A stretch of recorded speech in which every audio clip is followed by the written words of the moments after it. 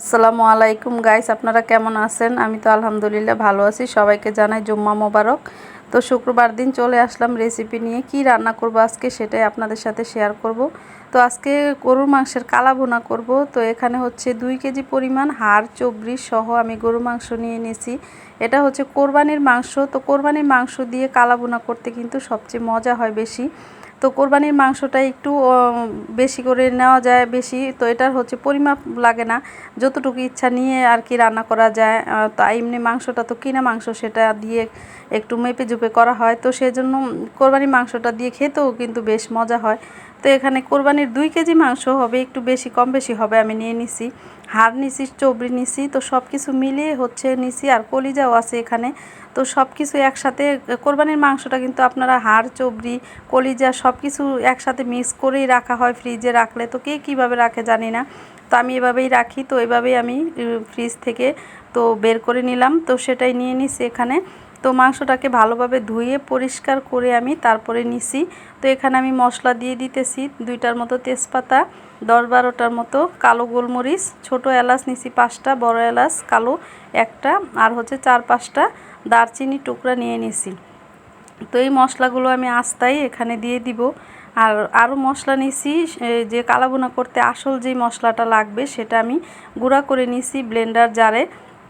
তো সেটা কি কি নিছি আমি বলে দিতেছি। এখানে পেঁয়াজ কুচি দিতেছি, আপনারা দেখে নেন আমি কি কি দিতেছি। তো সেই মশলাটা বলে দিয়ে এখানে আমি নিয়ে নিছি যে গুঁড়া করছি যেই মশলা আসল, সেটা দিয়ে রান্না করব। সেটা কালো গোলমরিচ নিয়ে নিছি 1 চা চামচ, সাদা গোলমরিচ নিয়ে নিছি 1 চা চামচ, তারপরে হচ্ছে ছোট এলাচ নিয়ে নিছি 1 চা চামচ, বড় এলাচ নিয়ে নিছি 2টার মতো, আর নিয়ে নিছি হচ্ছে জয়ফল একটা, আর জ্যোতিক নিয়ে নিছি অল্প পরিমাণ মতো নিতে হবে, জ্যোতিকটা বেশি নেওয়া যায় না। আর এখানে শাহি জিরা নিয়ে নিছি সামান্য একটু, আর হচ্ছে মিষ্টি জিরা নিয়ে নিছি, যেটাকে বলে পান দিয়ে অনেকে খায়, মিষ্টি জিরা বলে, মুড়ি বলে অনেকে, সেটা নিয়ে নিছি 1 চা চামচ। আর হচ্ছে ধনিয়া গুঁড়া নিয়ে নিছি 4 চা চামচ, জিরা গুঁড়া নিয়ে নিছি, গুঁড়া নাস্তা জিরাটা 4 চা চামচ নিয়ে নিছি। আর হচ্ছে রাঁধুনি নিয়ে নিছি, রাঁধুনি বলে অনেকে এটাকে, ছোট ছোট একদম দেখতে। তো সেটা নিয়ে নিছি। সব কিছু আমি একসাথে চুলার ভিতরে হালকা একটু জাস্ট গরম গরম করে নিছি, নিয়ে তারপরে ব্লেন্ডার জারে নিয়ে নিছি। এই তো এখানে মশলাটা, সেই মশলাটা আমি দিয়ে দিতেছি। তো এই মশলাটাই হচ্ছে আসল, এটা দিয়েই হচ্ছে কালো ভুনাটা রান্না করব।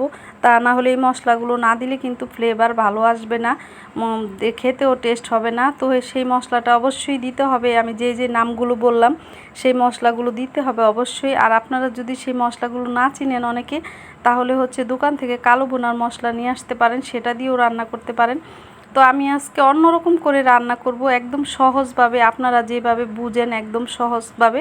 তো এইভাবে আমি যেভাবে আজকে কালাভুনাটা করব, এইভাবে কালাভুনা করলে কিন্তু সহজে আপনারা করে নিতে পারবেন, একদম কোনো দ্বিধা লাগবে না মনের ভিতরে যে কী রকম হবে বা কি।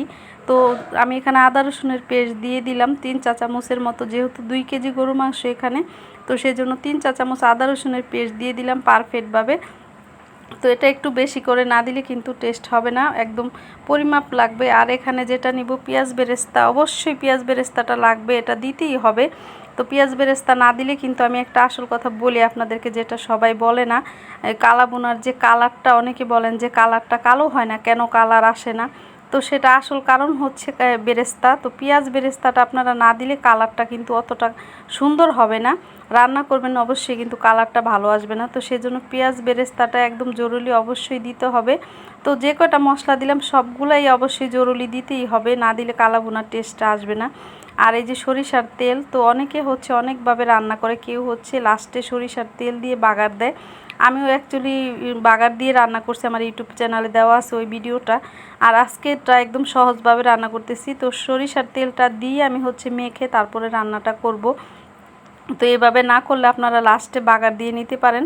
তো বাগার দিতে হলে আপনাকে আদা কুচি নিতে হবে, রসুন কুচি, পেঁয়াজ কুচি, আর শুকনো মরিচ নিতে হবে 4-5টা। আর সরিষার তেল দিয়ে লাস্টে রান্নাটা হওয়ার পরে বাগার দিয়ে একদম ঢাকা দিয়ে রেখে দিবেন, সেই প্রসেসেও করতে পারেন। তো সেটা অনেকে কঠিন মনে হয়, সেজন্য আজকে আমি সহজ করে এভাবে রান্নাটা দেখাচ্ছি। তো এই তো হাত দিয়ে ভালোভাবে একদম মেখে নিলাম। আর কি কি মশলা দিলাম সেটা আমি অবশ্যই আপনাদেরকে দেখিয়ে দিলাম, হলুদের গুঁড়া, মরিচের গুঁড়া, ধনিয়া গুঁড়া, জিরা গুঁড়া, তারপরে হচ্ছে যেই মশলাটা আমি তৈরি করছি বললাম সেই মশলা নিয়ে নিছি, আর লবণ স্বাদ মতো দিয়ে দিছি, দিয়ে সরিষার তেল, পেঁয়াজ বেরেস্তা, আর কাঁচা পেঁয়াজ দিয়ে একসাথে হচ্ছে ভালোভাবে ম্যারিনেট করে হাত দিয়ে মেখে নিছি। তো তারপরে হচ্ছে আমি চুলায় বসিয়ে দিলাম তো হাঁড়িটা। এই তো 5 মিনিট জাল করার পরে এই অবস্থা হয়েছে। তো আমি একটু লাড়া দিয়ে উল্টে পাল্টে দিতেছি আর আপনাদেরকে দেখিয়ে দিতেছি। তো কালাভুনা রান্না করলে আজকে এই ভিডিওটা দেখবেন, একদম সহজভাবে আপনারা রান্না করে খেতে পারবেন। কালাভুনাটা কিন্তু অনেকটাই মজা হয়, রান্না করতে পারলে সেরকম করে কিন্তু স্বাদ হয় ভালো। তো এই তো আর কিছুক্ষণ জাল করার পরে দেখুন এটা দিয়ে অনেকটা পানি বের হয়েছে কতটুকু। তো এই পানিটা আরও পানি বের হবে জাল করলে, তো সেই পানি দিয়েই হচ্ছে রান্নাটা হয়ে যাবে। আপনারা কিন্তু এখানে চুলার জালটা মিডিয়াম লো হিটে করে রান্না করবেন। আর যদি হাই হিট করে বাড়িয়ে দেন তাহলে কিন্তু চুলার মাংসর পানিটা শুকিয়ে যাবে, মাংসটা কিছুতেই সেদ্ধ হবে না। তো সেজন্য আমি একদম লো হিট করে লাকড়ির চুলাতে রান্না করছি, কিন্তু আমি হিটটা কমানো বাড়ানো যায়, আমার চুলাটা সিস্টেম আছে। তো আমি সেই অনুযায়ী করে কমিয়ে হিটটা রান্না করছি। তো এই তো দেখুন, এই তো আমার রান্নাটা প্রায় হয়ে আসছে। তো এখন কালারটা কতটা চেঞ্জ হয়েছে আপনারা দেখুন, কিন্তু ঝোলটা কিন্তু আরও আছে। তো আমি এখানে আরও 10-15 মিনিট রান্না করব। তো ভিডিওটা দেখবেন, কেমন লাগে শেয়ার করে দিবেন, লাইক দিবেন, সাবস্ক্রাইব দিবেন। আর পেজে দেখে থাকলে ফলো দিয়ে লাইক দিয়ে সাথেই থাকবেন। তো সবাই ভালো থাকবেন আর আমার ভিডিওটা দেখতে থাকুন। তো এই তো দেখুন কালারটা কিন্তু অনেকটা চেঞ্জ হয়ে গেছে, কালো কালো হয়ে গেছে। তো ঝোলটাও কিন্তু অনেকটা গাঢ় হয়েছে। তো আমি রান্না করার পরে আমার ঘরের সবাই খেয়ে বলছে অনেক মজা হয়েছে। তো ফ্যামিলির লোকরা খেয়ে যদি মজা বলে তাহলেই তো সার্থক রান্নাটা। তো আমি হচ্ছে রান্না করার পর সবাই খেয়েছে, খেয়ে বলছে দারুণ মজা হয়েছে, কি বলবো আর। তো আমার হাজব্যান্ড তো অনেক খুশি, তো কালাভুনাটা অনেক পছন্দ ওনার, তো আমার ছেলেরও অনেক পছন্দ। তো আজকে ছেলের রিকোয়েস্টে কালাভুনাটা রান্না করলাম। ছেলে বলছিল যে কালাভুনা খাবে, তো সেই জন্য আজকে রান্না করা অ্যাকচুয়ালি ছেলের জন্য। তো দেখুন লাড়া দিতেছি আর এই তো এটা কিন্তু যখন ঝোলটা ঘন হয়ে আসবে তখন কিন্তু অবরোধ লাড়তে হবে, তা না হলে তলা দিয়ে লেগে যাবে। তো এই তো ফুল একদম রান্নাটা হয়ে গেছে। আমার কালারটা দেখুন আরও চেঞ্জ হয়ে গেছে, এখন একদম অরিজিনালি কালাভুনার কালার এসে গেছে। তো অনেকে হচ্ছে একদম কালা কুচকুচা করে দেখায়, সেটা অবশ্য হয় না। ক্যামেরা স্ক্রিনে অনেকে কালো করে দেখায়, কিন্তু আমি একদম অরিজিনালি আপনাদেরকে দেখাচ্ছি, এই কালারটাই চলে আসছে যেটা দেখাচ্ছি সেটা। আর মাংস থেকে হাড়গুলো খুলে গেছে দেখুন একদম। তো মাংসটা পুরোপুরি একদম সেদ্ধ হয়ে গেছে, নরম হয়ে গেছে, তো হাড়গুলো খুলে গেছে সেটা দেখেই বোঝা যায়। তো যাই হোক রান্নাটা হয়ে গেছে আমার, আমি কড়াইতে ঢেলে নিছি। কড়াইয়ের ভিতরে দিলে একটু ভাজা ভাজা করতে সুবিধে হয়, তো সেজন্য। তো সবাই ভালো থাকবেন, আল্লাহ হাফেজ।